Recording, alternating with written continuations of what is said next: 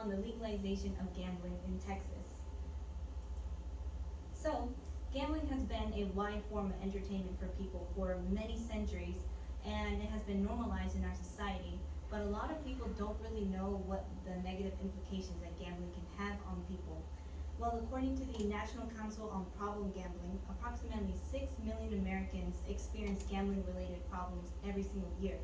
So, gambling, the threat of it is not discriminatory, it affects people of all ages, of all socioeconomic groups. The reason why I'm talking to you about this today is because Texas lawmakers have been trying to pass two bills that will legalize casino gambling and also sports betting. And I want to share to you guys how that is not the wise decision, that's not the greatest decision, because there are many psychological, emotional, family, and many other issues that gambling can inflict on others. So, the first thing I want to be talking about, first thing I want to talk about is the harms of gambling. First is the decline in mental health. So just like any addiction, gambling activates the brain's reward system and it's powered by dopamine, which gives us feeling of pleasure and reward. So whenever people become addicted to it, they get this thing called cognitive distortion, where it's like, well, if I lose money, I can always gain it back again. I can always win. So that's what the gambler's addicted mind is like. They'll always try to go back to it to try to earn more out of their own ego or pride or despair. And also it could be just out of just wanting to get that buzz again, that excitement. So that is what is inside of a gambler's mind. So in essence, it can create or it can cause low self-esteem, stress, anxiety, depression, and even suicidal thoughts. According to the Nevada Council on Problem Gambling, nearly half of people in treatment in gambling have said that they have suicidal thoughts, and 17% of them have actually attempted suicide, which is never a good decision, never a good thing. So that is some of the decline in mental health part. Next one is financial troubles. It has been one of the most major, common forms of issues from gambling. As a gambler, if you continue on that cycle of gambling your money away, then having to borrow it again, let's say from the bank, or having some way to try to get that money back. But if that cycle keeps continuing, of course you're going to accrue a lot of debt. So, according to debt.org, 23 or up to 23 million Americans, they go into debt because of this. And the average loss that sends people into debt is about $55,000, which is a lot. And also, instead of just regular debt, specifically credit card debt is common as well. Because 90% of individuals suffering from gambling addiction, they can withdraw cash advances from credit cards to gamble. So in essence, you're going to have a lot of financial troubles if people start getting addicted to that form of entertainment. The next is going to be the criminal activity. Now, some might be wondering how is that related to gambling? Well, people, they want to get their money back. They want to be able to keep on that addiction more and more to get that happiness. So what will they do?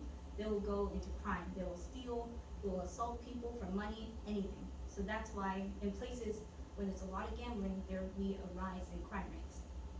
For evidence, according to the study conducted by Dr. Robin Ridgery in the late 90s about the effects of casino gambling in Detroit, Michigan, well, while the general crime index remained essentially, normal, I guess, between the 93 and 96, it actually significantly rose with the number of arsons and motor vehicle thefts in about 95 to 96, which was right after the new casino gambling place was opened in that area.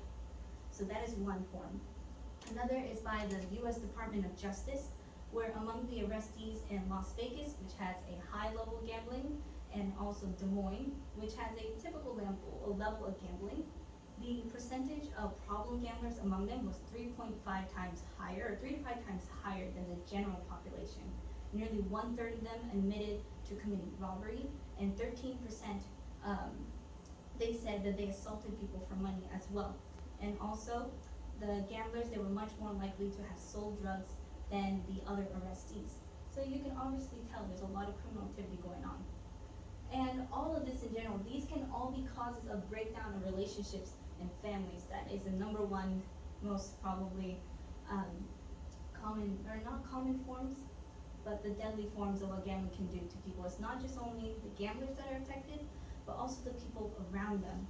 And I would say that this chart I have right here kind of summarizes it up, especially for maybe for the spouses on intimate relationships. There's 3 phases: the denial phase, stress phase, and exhaustion phase.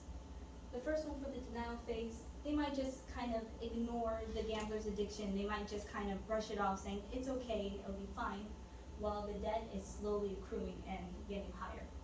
So maybe occasional worries, maybe keep concerns to self, things like that.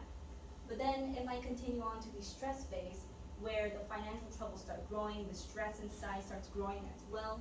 Maybe the spouse spends less time with family, or maybe the gambler themselves, they avoid their children, family, and friends.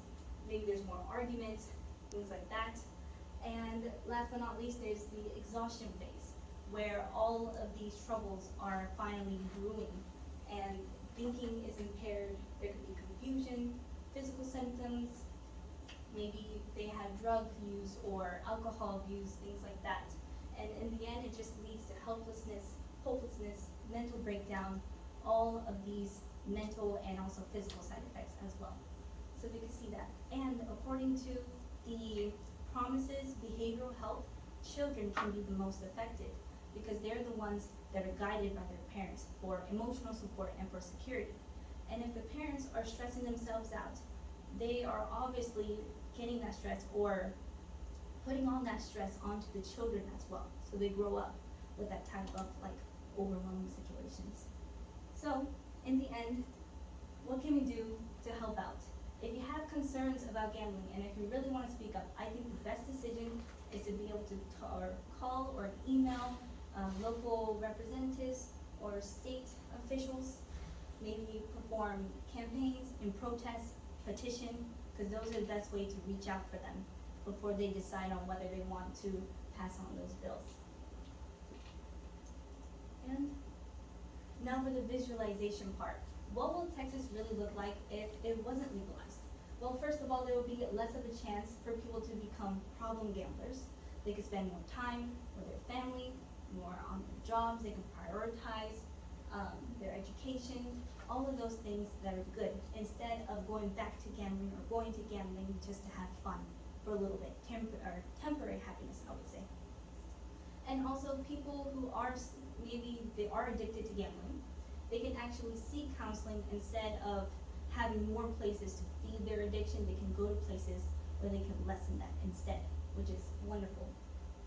Now, what will Texas look like if we do legalize it? Well, there will be the economic part. Of course, there will definitely be a rise in maybe the GDP or the overall just how good the economy will be for Texas, because gambling brings in a lot of money and also a lot of workers in too, a lot of business going on. But according to this gross domestic product by state, by the Bureau of Economic Analysis, from the light colors being the least amount, and then